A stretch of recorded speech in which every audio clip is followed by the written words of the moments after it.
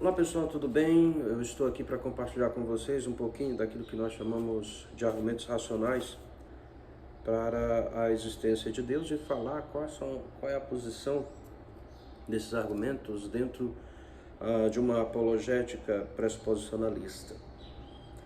Então vamos aos argumentos, né, e depois a gente vai falar sobre qual é a posição deles dentro de um pensamento pressuposicionalista.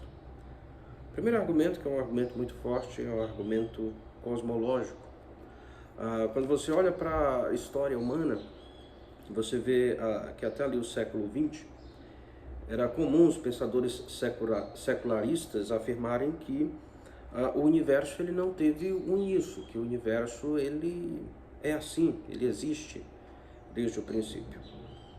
Mas no século XX, com o surgimento aí da teoria da relatividade de Albert Einstein, então os físicos começaram a chegar a algumas conclusões, com base nos cálculos de Albert Einstein, que o universo veio a existir, que o universo ele teve um início, é muito provável que o universo tenha tido um início. Então é aí que volta a ter força o chamado argumento cosmológico. O argumento cosmológico é basicamente o seguinte: se nós olharmos ao nosso redor, e aqui eu vou dar versões bem resumidas desses argumentos, se nós olharmos ao nosso redor, então nós vamos perceber que tudo que existe ao nosso redor é causa. Se eu pego essa caneta é uma causa. Se eu pego qualquer coisa ao meu redor, eu próprio, todos somos causa, não, somos efeitos, né? Tudo ao nosso redor é efeito. Essa caneta é efeito, eu sou efeito, tudo ao nosso redor é efeito. E nós podemos até ir regredindo uma coisa, que ao mesmo tempo que nós somos efeito, nós também somos causa, né? Então uma coisa vai causando outra, que vai causando outra, que vai causando outra, que vai causando outra. Mas vai chegar um ponto em que a lógica, ela exige que tenha uma causa primeira de todas as coisas. Porque se nós não assumirmos isso, se nós não assumirmos que tem que ter uma causa primeira para todas as coisas, então nós vamos cair no absurdo lógico de dizer que tudo que existe é efeito sem causa. Então tem que existir, a lógica ela exige que tenha uma causa primeira para todas as coisas.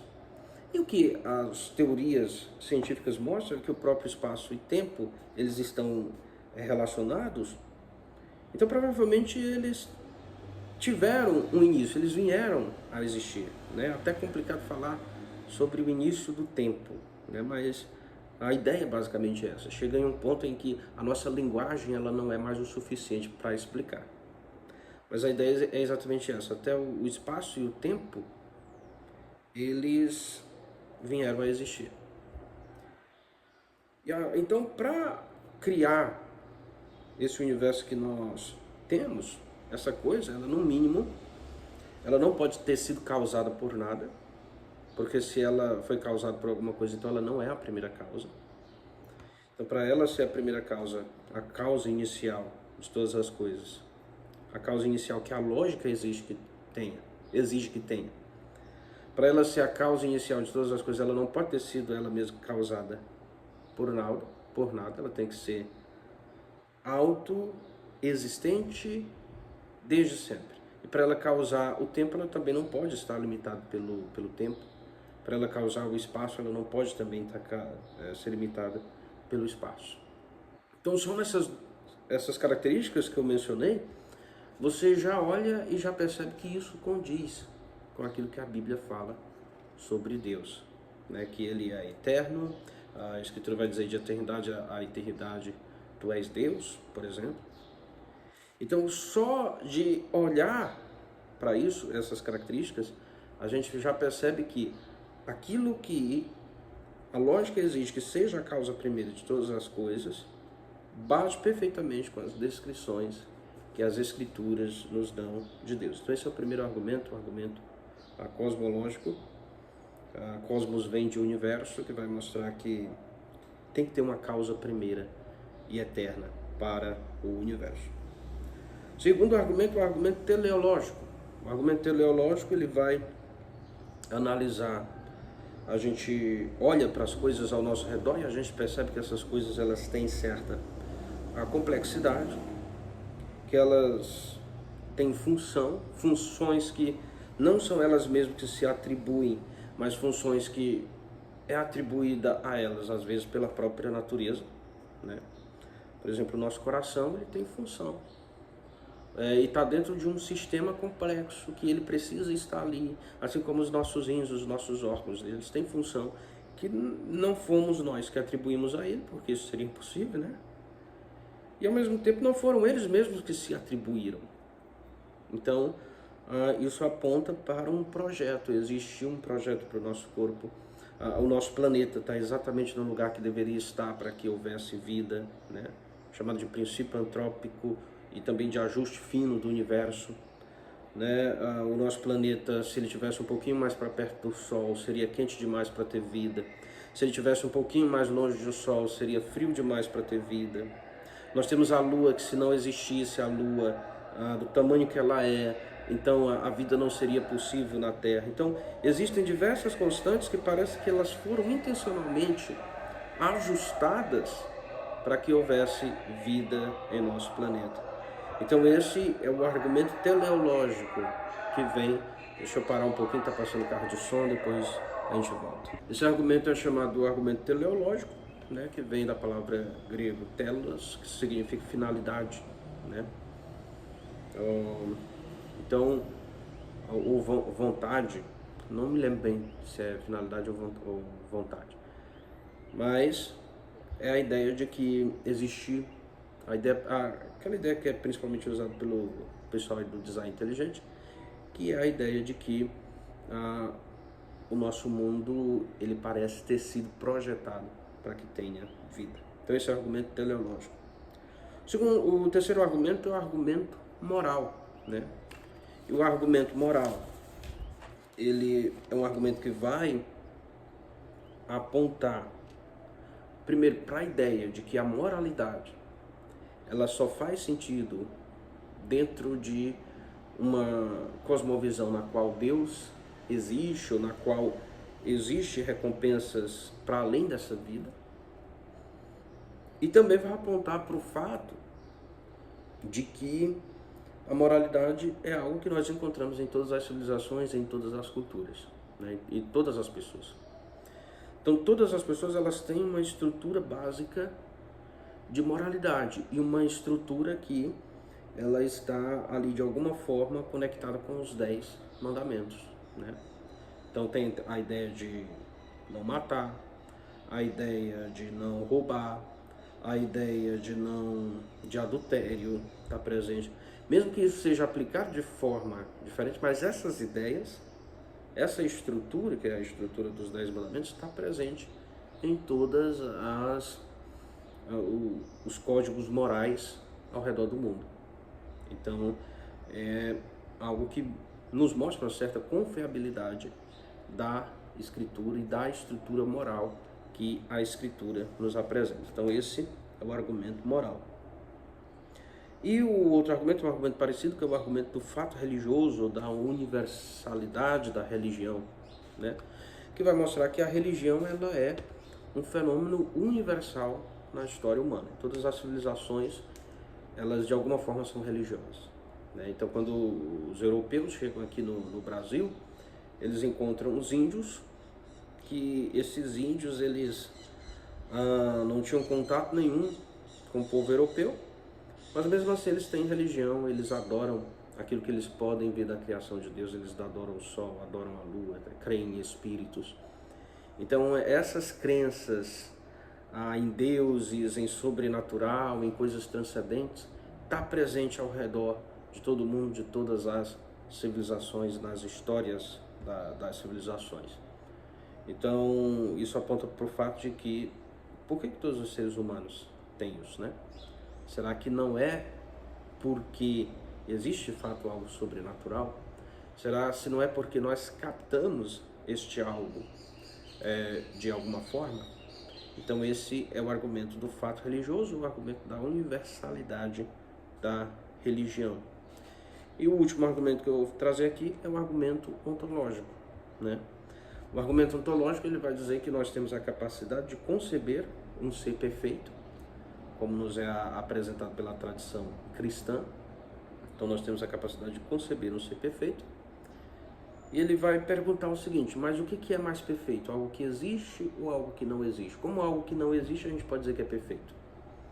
Falta nele, então, uma característica para a perfeição, que é a existência. Se ele não existe, então ele não pode ser perfeito, porque para algo ser perfeito tem que existir. Então, se Deus é perfeito, então isso implica que Deus tem que existir. Então esse é o argumento ontológico, o argumento de Anselmo da Cantuária. Então, esses são os principais argumentos que a gente vê aí em debates sobre a existência de Deus.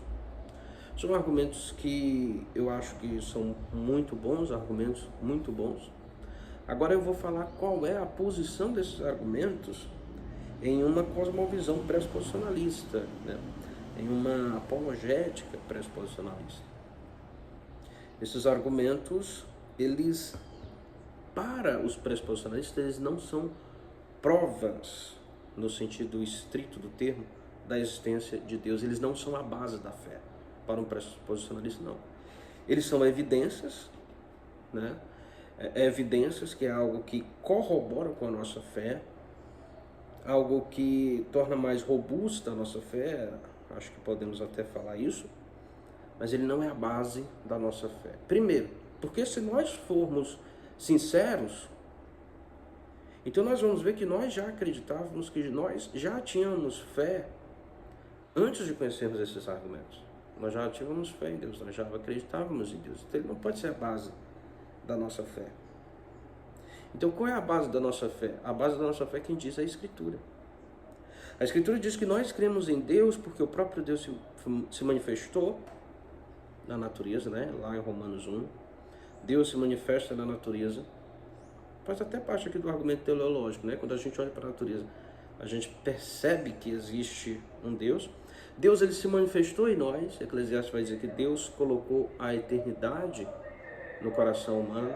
Cardio, som de novo. Espera aí. Então Deus, ele se manifestou em nós, ele se manifestou no próprio ser humano, né? Ele colocou a eternidade em nosso coração. Então isso nos habilita a captar a existência ou a revelação de Deus na natureza.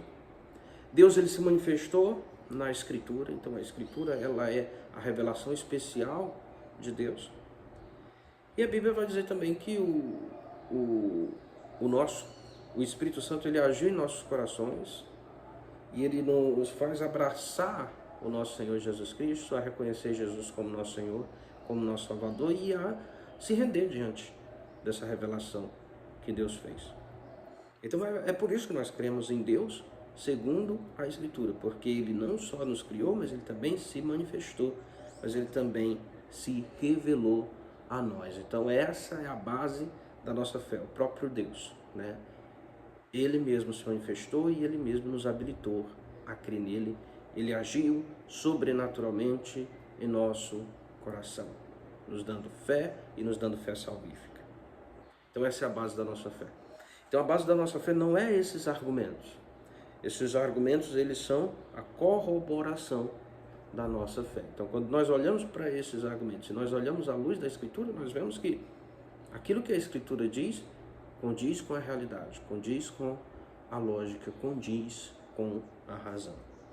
Mas nós acreditamos que um ateu, por ele ter o seu coração voltado contra Deus, um incrédulo no geral, por ele ter o seu coração voltado contra Deus, ele pode olhar para esses argumentos, ele pode interpretar esses argumentos de uma outra forma, né? Só que a interpretação dele não vai ser uma interpretação correta, porque não vai ser uma interpretação que condiz com a realidade.